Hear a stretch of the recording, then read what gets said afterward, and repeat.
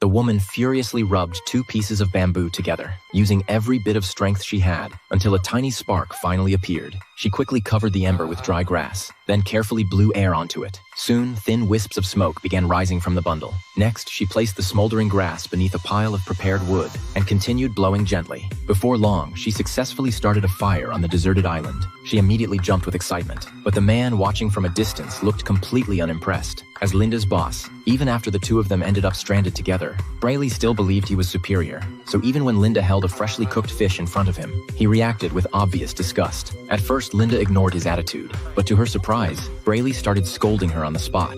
And watch how you speak to me, all right? You work for me. What did you just say to me? You heard me. You got a problem with that?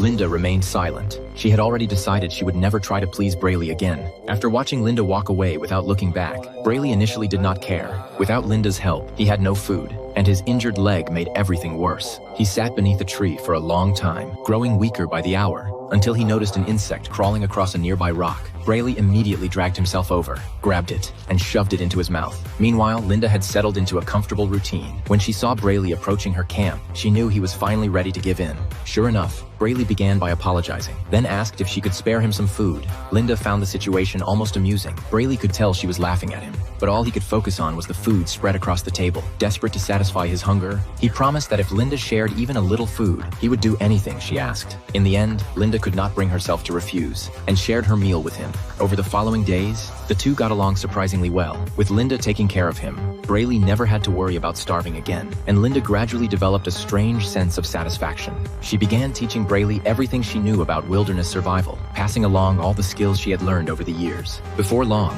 Braley adapted to island life. Eventually, the injury to his leg healed completely. Wanting to thank Linda for everything she had done, he offered to cook dinner for her himself. That evening, Braley prepared an impressive meal. Linda was genuinely touched by the thoughtful gesture, but after only a few bites, she sensed that something was wrong. Moments later, she collapsed to the ground. Once Braley saw that she could no longer resist, his true nature finally emerged. He turned and walked into the jungle behind him, then pulled out a crude raft hidden among the trees. The woman stranded on the island suddenly spotted a small boat heading toward shore. What shocked her even more was the identity of the person on board. It was her boss's fiancé. After the plane crash during a business trip, only Linda and her boss Braley had survived. The 2 had been living together on the deserted island ever since. During that time, Linda had grown strangely attached to the feeling of controlling Braley. But now his fiancé had unexpectedly arrived. Although she was far from happy about it, she forced herself to act excited. Before Linda could figure out how to explain everything, Julie immediately insisted on finding Braley. Linda had no intention of letting that happen,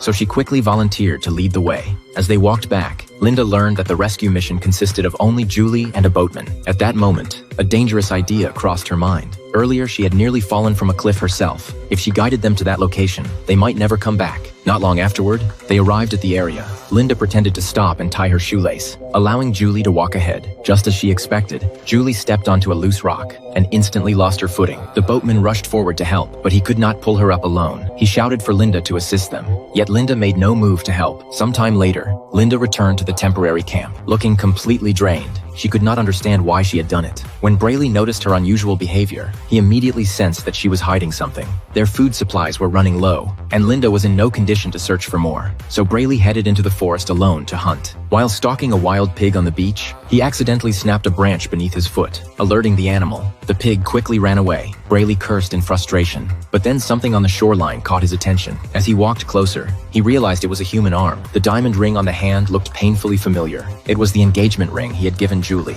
Suddenly, Linda's strange behavior over the past few days made sense. Braley finally understood what had happened. He sprinted back toward the camp in a panic. The moment he saw Linda, he held up the ring and demanded answers. This time Linda stopped hiding the truth and admitted that Julie had fallen from the cliff. But Braley refused to believe it was an accident. If Linda had not deliberately chosen the dangerous route, none of it would have happened. Combined with her recent behavior, the conclusion seemed obvious. Linda was responsible for Julie's death. Instinctively, Linda reached for the knife at her waist, only to realize it was gone. The knife was already in Braley's possession. The moment she saw that, Linda turned and ran into the forest. Braley immediately chased after her, but after several minutes, he lost sight of her completely. In reality, Linda was hiding only a short distance away.